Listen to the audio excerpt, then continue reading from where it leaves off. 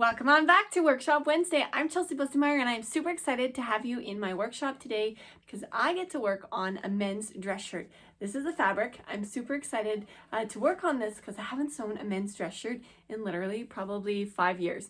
And they're super fun. There's a lot of just little techniques and things like the cuffs, the slits, the collar, even the yoke, which we're going to chat about today here, is just the beauty of the yoke as a detail, especially if you need a little more shape across the back. If you find that your necklines are often gapey or you've got rounded shoulders and tops just are sitting bulky, or the sleeves don't really feel like they're sitting on your shoulder but kind of farther back, or whatever the case may be, if you've got more shape in the back or across the back, you need more seams or darts in that area. So whenever we're sewing seams and darts, those are the areas that bring the 3D shape into the garment, and using a yoke kind of running along the top of the shoulders is one of the ways to do that. You can also do a center back seam. However, you may not always want a center back seam, so switching it up with a yoke is one way to do it. The other thing I love about a yoke is you can do a lot of kind of style design, detail, interest things with it, just because you can cut it in all different shapes. The one I'm doing today is just straight across the top of the shoulders, but you can do kind of a heart shape, you can do it pointed, you can do kind of a double point. It's kind of almost more of like a Western flare, that kind of thing. But there's a lot of different ways that you can shape it and still be adding a seam. It's also something that you can add to a regular plain pattern. So if you've got a top, something like that, you feel like the arms are gapey or the armholes, and when you pinch it, you know, there's just that little bit that needs to come out, and you don't want to do a dart kind of going out from the arm side into your garment, then you can cut a line like straight through the pattern and just remove it on that now seam, so creating that yoke. So let's take a look at what this yoke looks like. Actually, before we move on over to the table, I've got this fabric here because I wanted to show it to you.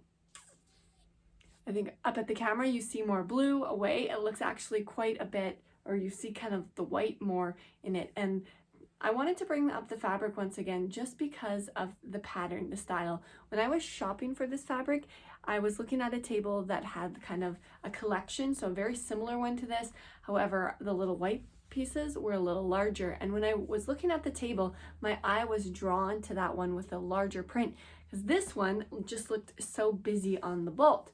However, when I unrolled about the size of a shirt and looked at it, that larger pattern ended up looking quite busy.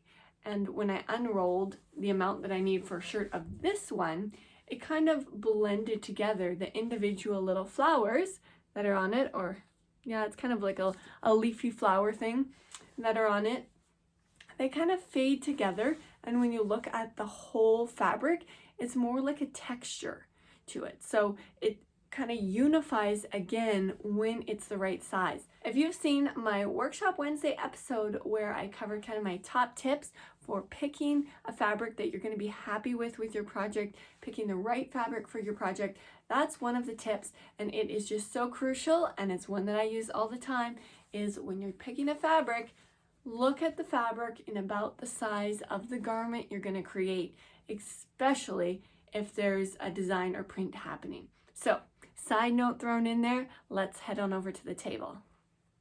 So here we have the back panel of our shirt. This is the seam that goes across, that connects to the yoke, and the bottom portion of the arm side. So when we take the top portion, or the yoke itself, and just lay it on, I'm just going to scooch this down, lay this on, lining up that center back. You can see here that there's a little kind of pie piece missing. So this seam actually works as 2 darts. So it's a seam that brings shape into the garment. And you might have noticed that if you do have kind of a gapey back neck hole, that it feels like if you just, put a little dart at the top of the neck, that everything would lay just perfect. However, if you don't want that dart hanging out there at the top, and you don't want a seam all the way down the center back, then you can't really remove the fabric there. Since it's a center back, we want to cut it out on the fold which means this center back seam has to be a straight edge. We can't just remove a little pie piece from the top portion of the pattern and then have a straight line going down. It would then create a curved edge on our center back and wouldn't lay on a fold. However, if you have the yoke and the back separately, you can leave the back portion exactly the same, no adjustments necessary, and it will have that straight center back fold line. So let's get this yoke attached to this shirt. Oftentimes on shirts, they'll have a little pleat here on the back, creating just a little bit more shape, kind of at the shoulder blade height for stretching. On this particular shirt, my cotton has a little bit of stretch to it, and I want to just keep it nice and smooth. So I'm going to take my yoke and just lay it right sides together. I always have a little notch whenever I have a piece that's symmetric, so has a symmetry line, right, left, identical. I always like to notch that. So basically any piece you lay on the fold, for sure, I like to notch them so that I can just line those up really nice and easy. But I'm also doing a yoke that's 2 layers. So the yoke itself is 2 layers. Now this is super common of a yoke. Maybe not always the case, but really very common. I've already added my label here so that it's easy for me to stitch it on at this step. And for the back, you typically have the right side, since it's double layered, facing out. But since the bottom portion of the shirt is just single layer, it has the wrong side, or the back side of the fabric. So this will get just flipped over, because we want that seam to be in between those layers as well, so that it's nice and clean. I'm also going to attach the shoulder, so close the shoulder seam in the same method, setting that front panel in between the layers of the yoke itself. It just looks super nice and clean and professional. So I'm just lining up the notches here, and then I can stitch it closed, sewing all 3 layers of the yoke together.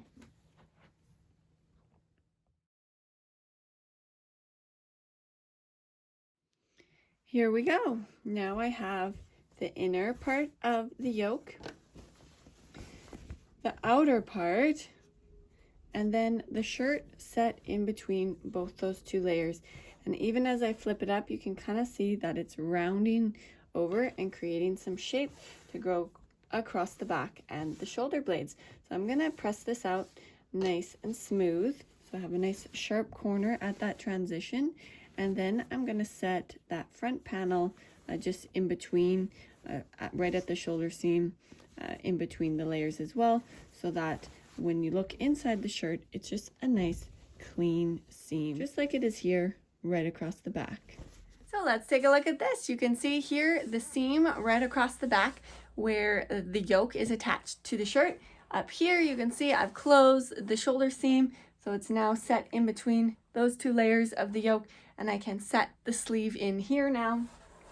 And after I pressed it, I actually also top stitched right close along the edge of the transition here on the yoke itself. This is also very common, just to reinforce it. It gives it a little detail too. Of course, you can always do contrasting stitching or same color, tone on tone type of stitching.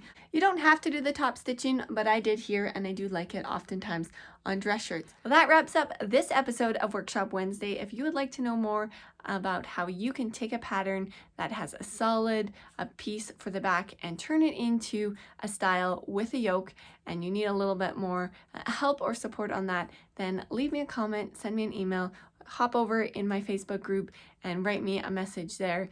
I'd be happy to help, or maybe I'll turn it into a Workshop Wednesday episode in the future. Until then, happy sewing, and we'll see you next week.